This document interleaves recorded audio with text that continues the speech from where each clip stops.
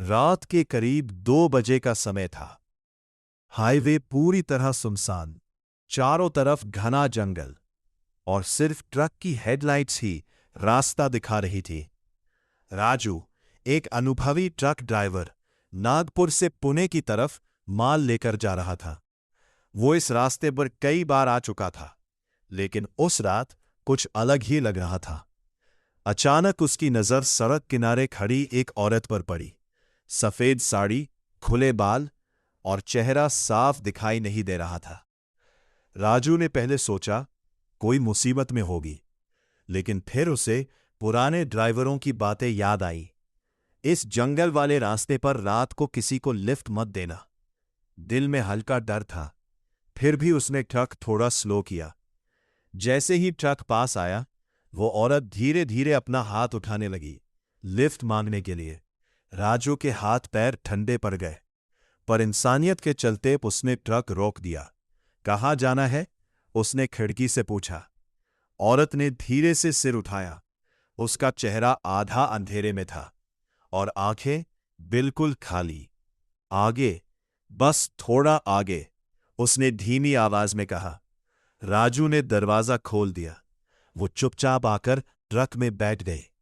कुछ देर तक सब शांत था, बस इंजन की आवाज। फिर अचानक राजू को महसूस हुआ कि ट्रक के अंदर ठंड बढ़ रही है, बहुत ज्यादा ठंड।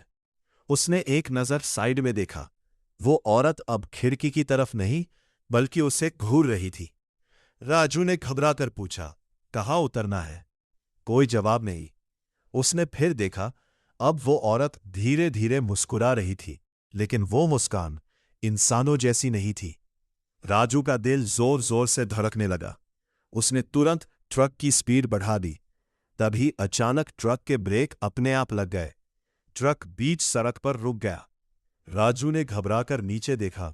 ब्रेक तो उसने दबाए ही नहीं थे। जब उसने फिर से साइड में देखा, तो सीट खाली थी। वो औरत गायब हो चुकी थी। राजू के शरीर में सिहरन दौड़ गई। तभी पीछे से एक हल्की सी आवाज आई, मैं यहां हूं। राजू ने धीरे धीरे पीछे देखा, और जो उसने देखा, उसके होश उड़ गए।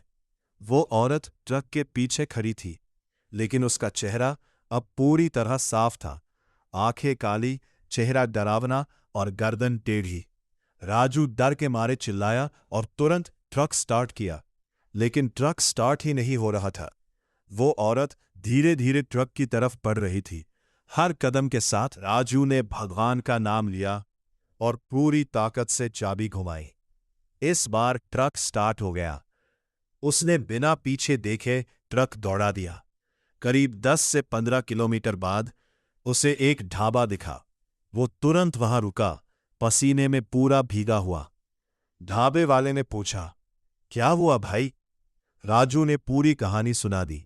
ढाबे वाला कुछ सेकंड चुप रहा, फिर बोला, तू बच गया। उस रास्ते पर कई साल पहले एक औरत का एक्सीडेंट हुआ था। जो भी उसे लिफ्ट देता है, वो वापस नहीं आता। राजू के हाथ से चाय का गिलास गिर गया। उस रात के बाद राजू ने कभी उस रास्ते पर रात में गाड़ी नहीं चलाई।